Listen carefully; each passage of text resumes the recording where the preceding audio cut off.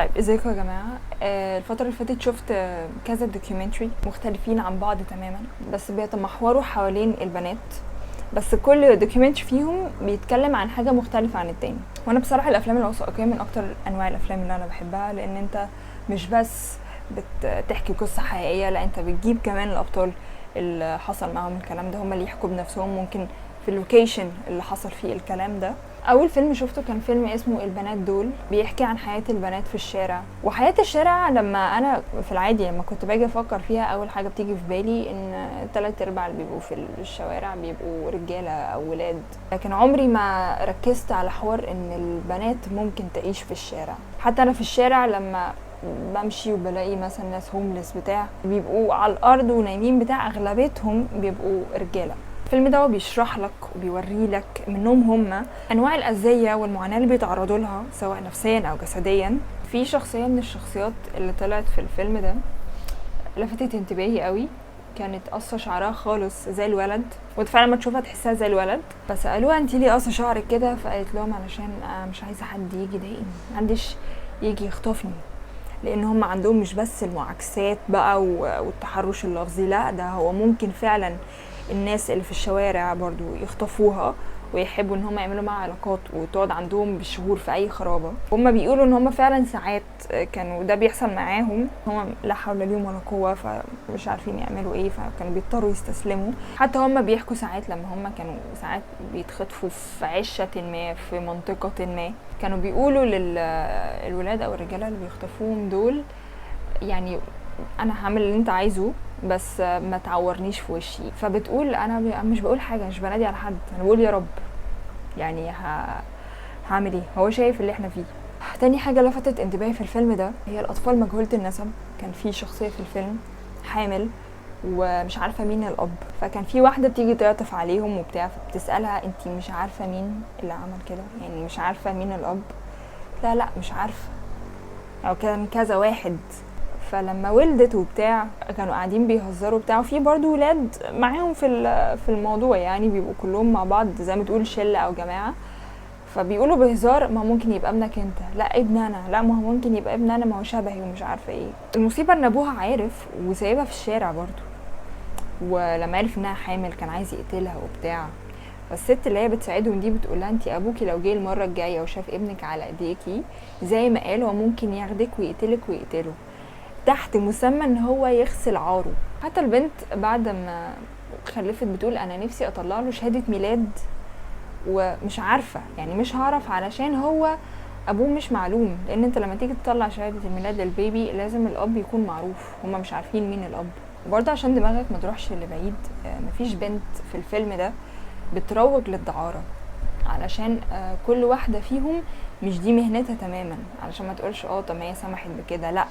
يعني حتى في الفيلم ده ولدين ظهروا بيحكوا عن الموضوع ده، بيقولوا ان في ساعات رجاله او ولاد بتخطف البنات دي ويودوهم بقى اي خراب اي عشه.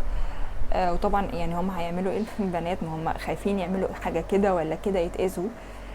فبيقولوا لهم اهم حاجه ان انتوا ما تعوروناش في وشنا او تخزنونا، وتخزنونا يعني تحبسونا عندكم. البنات دولت لما بيحكوا بيقولوا هم نفسهم عايزين ينضفوا، مش عايزين زي ما بيقولوا يشدوا كولا ولا يبرشموا، لان هم الحاجات دي بيفتعلوها، هي الفطره سايقاهم برضو ان هم عايزين يبقوا اشخاص كويسه، بس زي ما تقولوا هو محدش مديهم فرصه. في منهم هربان من البيت، وده تاثير التربيه اللي زي الزفت.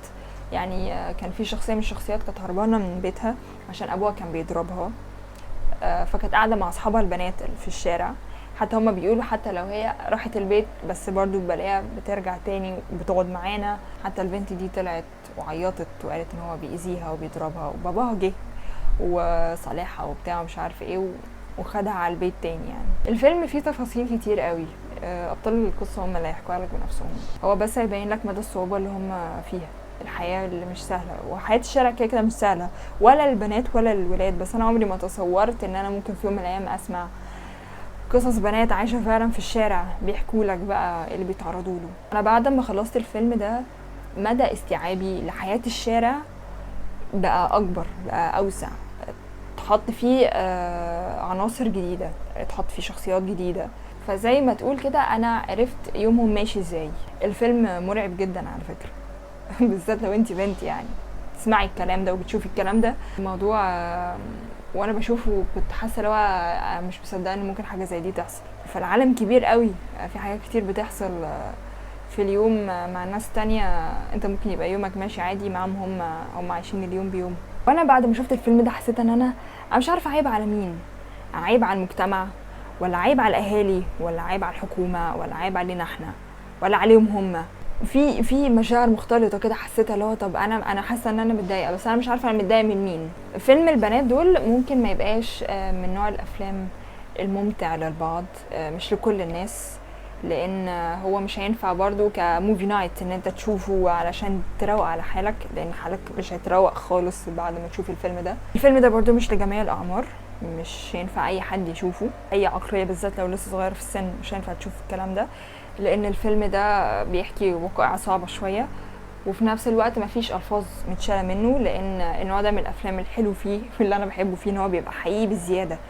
هو مش هيعمل لك غلوشه او هيقطع اي حاجه ممكن تتقال غلط، او اللي هي مش سهله انها تتحط على الودان وتسمعها.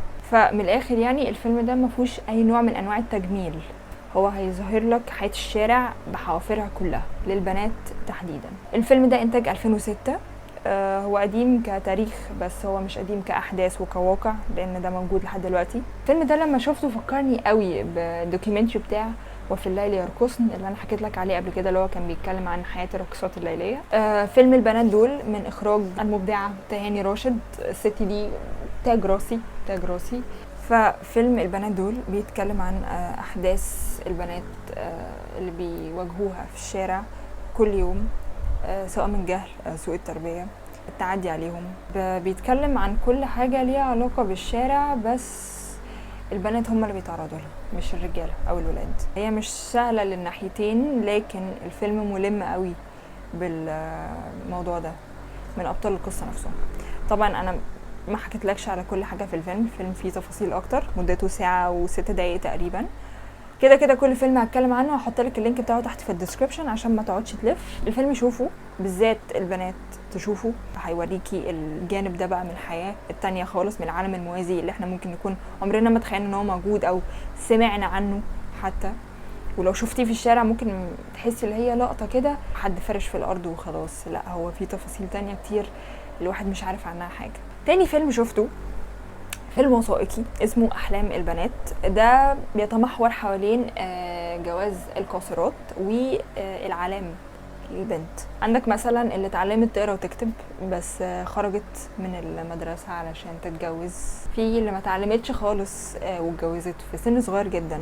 كلمة صغيرة جدا يعني أقل من السن القانوني، يعني قول 12-13 سنة مثلا. في جواز القاصرات في الفيلم ده حكوا ان مثلا لما في بنت بتموت مش بيبلغوا انها ماتت، يعني مش بيطلعوا لها شهادة وفاة، وقول بعد كام سنة لو خلفوا بنت تانية بينسبوا الشهادة بتاعت اختها الاولانية اللي ماتت ليها، في مثلا فرق 3-4 سنين ما بينهم، عشان يوم لما تيجي تتجوز قانونا هي تكون خلاص وصلت للسن القانوني. حتة الارياف عند البنات في الفيلم ده لاحظت ان مفيش حد اتجوز عن حب، تلاقيهم بيتكلموا عن انا جالي عدلي، مش عارفه ابن عمي يتقدم لابويا فابويا وافق عشان ما يزعلش عمي او خالي، فبتحس اللي هو عشان بس العدل جه وخلاص فاحنا هنتجوز. الجواز في سن صغير للبنات تحديدا موجود من زمان قوي في الارياف لحد دلوقتي. يعني انا في شخصيه من الشخصيات اللي عدت عليا في حياتي واقعيا معايا انا شخصيا، بس كان ولد الحقيقه، ما كانش بنت، بس هو يعني برضو عشان الجواز صغير فهو اتجوز واحدة صغيرة يعني. كان عنده 18 سنة وبيقول ان هو اتجوز وهو عنده 18 سنة، وشايف كمان كده ان هو اتأخر، هو كده متجوز كبير قوي. انا بسمع الكلام ده وانا قاعدة وانا اكبر منه وقتها تقريبا كان لسه عندي 20 سنة، حاسة اللي هو طبعا انا بالنسبة لكم عانس، يعني انا بالنسبة لكم واحدة 20 سنة الذكر الوحيد اللي في حياتها الكلب بتاعها، فاكيد انا بالنسبة لكم حد يعني ده انتوا رميتوا طبطة من زمان. اللي خلاني افتكر الموضوع ده ان بعض الشخصيات اللي طلعت في الفيلم ده وكان راجل بيقول ان البنت لما بتتم 16 او 17 سنة دي بالنسبة لهم كبرت قوي، يعني دي بالنسبة لهم خلاص يعني تقريبا قطر الجواز بقى فاتها، الجواز في سن صغير للبنات ظلم جدا، لان انا مش اول مره اشوف دوكيومنتري بيتكلم عن الموضوع ده، بس مؤلم جدا، لان انت بتمنحها من طفولتها، بتمنحها من حريتها الوهله. هي بتكون بتلعب في الحوش، هوبا انت هتتجوزي دلوقتي، تلاقي نفسها بقى مسؤولة عن بيت وعن راجل وعن حاجات كتير قوي. حتى في الفيلم ده في الاول هيحكي لك قصة بنت كده كانت لما اتجوزت كانت صغيرة قوي، اللي ابن خالها تقريبا، وابوها كان بيقول لقريبهم ده ان هي لسه صغيرة، دي لسه بتلعب في الحوش، فقال له طب خلاص خليها تتجوز وتلعب عندنا. فانت متخيل انت بتتكلم عن حد في سن قد ايه. حته العلام بقى، في منهم اللي علم بناته لحد بوينت معينه وطلعها من المدرسه، في اللي معلمهاش خالص عشان شايف مثلا ان اخوها متعلم فهي مش مهم انها تتعلم. في برضو رأي اتقال كده ان البنت ما ينفعش تبقى متعلمه اكتر من الراجل، يعني زي مثلا اللي هتتجوزه ده واخد الابتدائيه وهي معاه الاعداديه، ما ينفعش، لا، يا اما تبقى اقل منه في العلام يا اما هي مش متعلمه خالص. في كاركترز في الفيلم ده بانت حسيتها مثقفه قوي، رغم انها ممكن تكون متعلمه صنعه او لسه متعلمه القرايه والكتابه من قريب، رغم ان تلاقي دماغها حلوه قوي موزونه، طموحهم عالي قوي. في بنت طلعت كانت نفسها تسافر بره امريكا وتلف العالم. الموضوع بتاع العلام والجواز في سن صغير ده مازال قائم، ولسه في بنات كتير بتعاني منه. اقول دلوقتي ممكن يكون في تطورات حصلت بقت احسن من كده، التفكير شويه توسع، لكن في بعض المناطق هم لسه مستسلمين للفكر ده وشايفين ان العادات والتقاليد دي ما ينفعش تتغير، لان المصير بتاع البنات في الفيلم ده كان بيحصل بناء على تحكمات الاهل والعادات والتقاليد. زي ما قلت لك، عارف جمله الست مكانها المطبخ؟ الجمله دي موجوده كتير قوي، واللي بلاحظه ان انا بشوف اللي بيقول كده حاجه من الاتنين، ولحد دلوقتي ده اللي توصلت له، يعني لسه مش عارفه في انواع تانية ولا لا. يا اما بيكون عيل صغير وبيردد بس الكلام اللي بيسمعه تحت اسم الشبحنه والروشنه وكده دمه خفيف، يا اما واحد هو فعلا اتربى على هذا النوع من التفكير والربايه، وشايف ان ده اللي حصل فعلا بالظبط مع امه، ان امه ما كانتش بتطلع من المطبخ، وشايف ان امه او اي ست في حياته ده مكانها الحقيقي، وغير كده لا، لان ده اللي شافه وده اللي اتربى عليه. والحقيقه انا معرفش مين اللي خلى الجمله دي عيب او اللي هي مهينه، لان اجدع شيفات في بلدك اساسا رجاله. علاقه الطبيخ بحوار ان الستات تبقى مكانها المطبخ انا معرفش، يعني انا هو بنت وما بعرفش اطبخ فانا مكاني يبقى فين بقى؟ مش عارفه الحقيقه مكاني يبقى فين، لان لو دخلت المطبخ انت هتقولي لا اطلعي.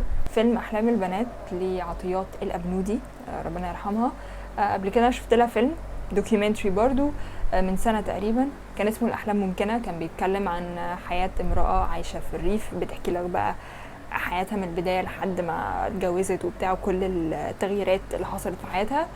حتى في اخر الفيلم قالت جمله حلوه قوي عمري ما انساها، ومن احلى اللاينات بصراحه اللي انا سمعتها في حياتي. لما سالوها قالوا لها انت بتحلمي؟ قالت لهم طبعا، بس بحلم على قد اللي معايا. جمله بتختصر حاجات كتير قوي، يعني جمله قالتها بالنسبه لي احلى من طريقه تفكير ناس كتير قوي. فيلم احلام البنات انتاج سنه 95، فهو قديم شويه تاريخيا، لكن كاحداث واقع موجود لحد دلوقتي. اخر فيلم معانا هو اسمه حكايه بنت اسمها اسراء، ده دوكيومنتري اتعمل من ذا نيويورك تايمز، هي صورت الدوكيومنتري ده، وهتلاقيه نازل اصلا على البيج بتاعتهم الرسميه على اليوتيوب. يتكلم عن الاستقلال اللي اسراء بتدور عليه خارج بيتها. القصه بتبدا ان كانت اسراء هي واصحابها كانوا بيدوروا على شقه يعيشوا فيها كلهم مع بعض، وكان من ضمن اصحابها دولت برضو كان في ولاد، كانوا في شقق اول لما تبقى مثلا مناسبه اكتشفوا ان في ولاد في الموضوع يرفضوا، بيقولوا لا ما ينفعش. هل انا بقول ان ده صح؟ لا. بدايه اسراء في حياتها كانت صعبه شويه، ظروفها كانت مش احسن حاجه، لان الاهل كانوا بيضطهدوها. منع الاهل لاسراء بحاجات كتير ممكن تكون فعلا الحاجات دي مش اصح حاجه او مش هو ده الصح المفروض يتعمل، بس بالطريقه الغلط خلى اسراء عايزه تتمرد وعايزه تجرب الحاجات دي بوجه التجربه، وده كان تحليلي الشخصي من اللي انا حسيته بكلامها. اسراء قبل ما تبقى العكس تماما. في الاول كانت متدينه جدا، كانت بتقول انها محرمه كل حاجه تقريبا، لدرجه ان هي كانت بتقول انها كانت بتقرف من اصحابها المسيحيين اللي معاها في المدرسه عشان كان عندها اقتناع ان هم مش بيستحموا او حاجه زي كده. اسراء في الاول كانت محجبه، بس بعد ما قلعت الحجاب اخوها ضربها ضرب مبرح. بتقول ان هو كانه بيضرب واحد بلطجي في الشارع، مش بيضرب واحده بنت. وانا معاك، الحجاب فريضه كده كده، بس النوع اللي انت بتعلم بيه بتوجه بيه البني ادم باسم الدين بيفرق قوي. حتى اسراء قالت في اول الفيلم ان انا تم انتهاكي بكل الطرق باسم الدين. لما اخوها قال ان هو ضربها ليه لما قلعت الحجاب، قال الكارثه انها مش قلعت الحجاب، الكارثه انها شايفه ان الحجاب ده مش فريضه، يعني بتشكك في كلام ربنا. تحس ان اسراء من كتر الاضطهاد اللي تعرضت له ايا يكن تحت مسمى ايه، هي بقت خلاص عايزه تهرب منه باي شكل كان، حتى لو الشكل ده كان غلط وهي مش مستوعبه مدى غلطه او مش حاسه ان هو ده الغلط، بس هو لمجرد ان هو عكس اللي اتفرض عليها فهو ده الصح وهو ده اللي مريحني. اسراء كانت ممكن تكون في اقصى اليمين خالص، بعد كده بقت في اقصى الجنوب في حته تانية خالص، لان اسراء حاليا بقت مش مؤمنه بالديانات السماويه. حتى صاحبها كان بيحكي بيقول انا حتى عايزه اتجوزها بس مش عارف اتجوزها بطريقه شرعيه او طريقه رسميه، لان هي ببساطه بقت نون بليفر. عامل التربيه، عامل التوجيه بشكل عنيف، ده مشكله في حد ذاته، لان هو ممكن يخلي حاجه حلوه قوي زي الدين حد ما يحبهاش، حد يكون شايفها مقيده ليه او شايفها كابته لحريته، لان ده هيباك فاير عليك وهيباك فاير على الشخص اللي انت بتعلمه ده، لان هو ممكن بسبب الطريقه الغلط يبقى يا متطرف وافكاره كلها غلط في غلط، يا اما حد اصلا هو ممكن يقلب فيها ملحد. وده اللي حصل مع اسراء. المواضيع معاها اتشقلبت تماما تماما تماما من كل النواحي، بقت في حته تانية خالص. وانا مش بقول ان انا احسن منها، انا مستحيل ابقى احسن منها، لان هي اسراء برضو مرت بظروف ممكن مش اي حد يستحملها. لما انا حطيت نفسي مكانها حسيت هو انا لو مكانها فعلا وتعرضت اللي هي تعرضت له ده في حياتها، هل انا ممكن فعلا اقلب التفكير ده وابقى كده، ولا احاول برضو اعرف اكتر عن الموضوع ده بس بالطريقه الصح، ان حد يجي يوجهني بالطريقه اللي تحببني في الموضوع ده، مش اللي تخليني اكرهه ومش عايزاه. فالله اعلى واعلم. برضو انا ممكن لو انا مكانها فعلا كان ممكن تفكيري كان هيبقى كده او يمكن اسوأ، مش عارفه. عايزه اقول لك ان اسراء في اخر الفيلم سالوها قالوا لها انت بتخافي من ربنا؟ قالت لهم مش بخاف من حاجه. فانت شايف مدى تفكيرها واصل لايه. بس خلينا متفقين على بوينت ان كل بني ادم خطاء، وده طبعنا كده كده. بشوف كتير جدا جدا بيبقوا ناس في اقصى المناطق اللي ممكن تشوفها عتمه، وفعلا تحس لو ده مفيش مفر، ده يتهدي ازاي ده، وسبحان الله تلاقيه في ثواني، في ايام معدوده تلاقيه سبحان الله اتعدل، حاله اتبدل تماما تماما بشكل انت تتفاجئ ممكن يكون احسن منك كمان.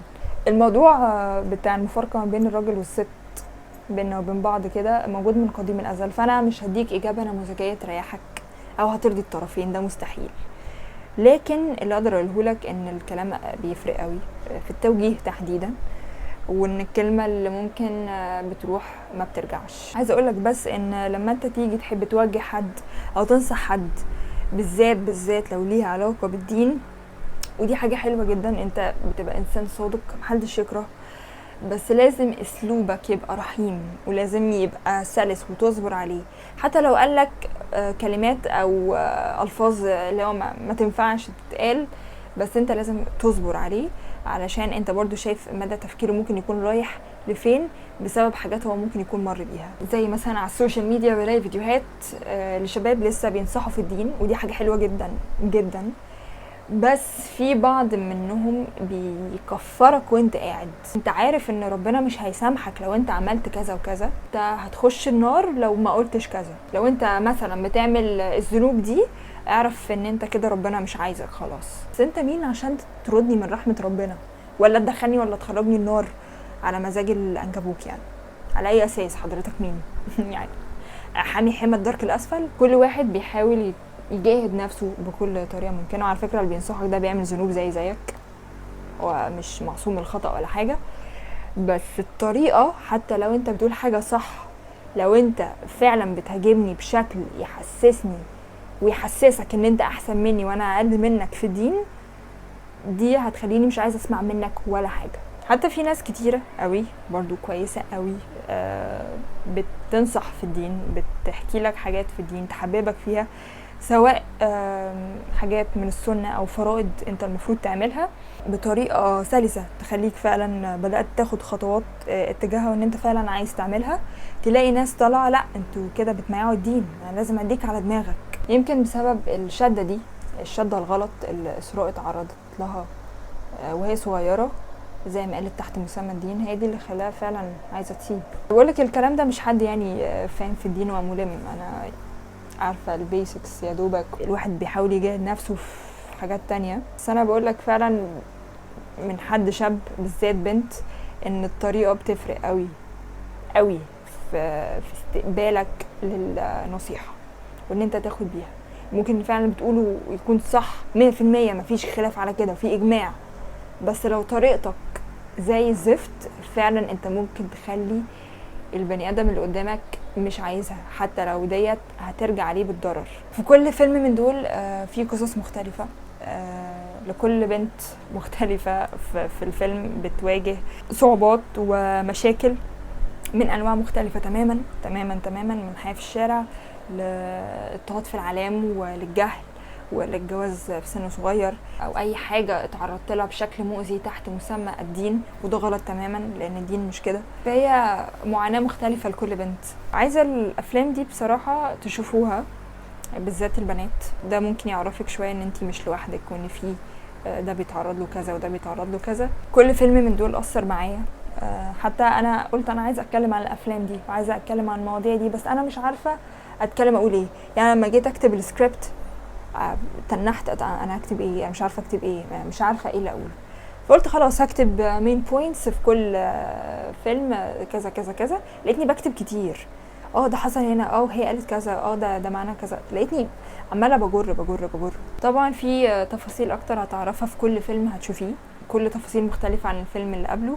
اتمنى ان اسراء وكل بنت انا اتكلمت عليها او شفتها في فيلم من الافلام دي تكون كويسه، تكون بخير، تكون لقيت السلام اللي هي بتدور عليه. يمكن الفيديو ده يكون مختلف عن اي فيديو انا اتكلمت فيه قبل كده عن اي حاجه، بس انا حسيت فعلا ان انا عايزه اتكلم عن الافلام دي لان هي اثرت معايا بشكل او باخر. انا بعد ما خلصت كل فيلم حسيت ان انا متنحه تتنيحه كده، عارف لحظه الصمت اللي بتحس بيها بعد ما تخلص فيلم، تحس ان هو غير فيك حاجه او تحس ان هو خلى تفكيرك اوسع او مدرك حاجه انت ما كنتش واخد بالك منها او انت ممكن تكون بتتجاهلها. وانا كمان بقالي كتير ما تناقشتش في افلام او اتكلمت عن فيلم حتى واحد في فيديو، يعني دايما برجح لك فيلم في الاخر.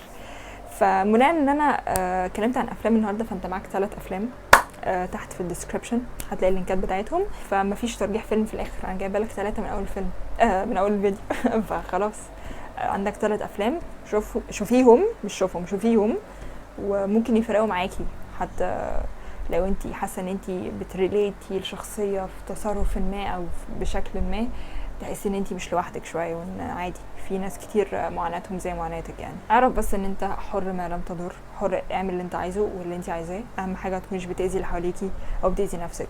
دوري على الصح حتى لو شايفه ان الصح ده اتوجه لك بطريقه غلط ومش دي الطريقه الصح المفروض يجي لك بيها. طالما انت عرفتي فين الصح فعلى الاقل ابحثي عنه وابحث عنه بالشكل اللي فعلا تعرف تتقبلوا بيه. وبس اشوفكم على خير، اشوف كل بنت على خير. باي باي.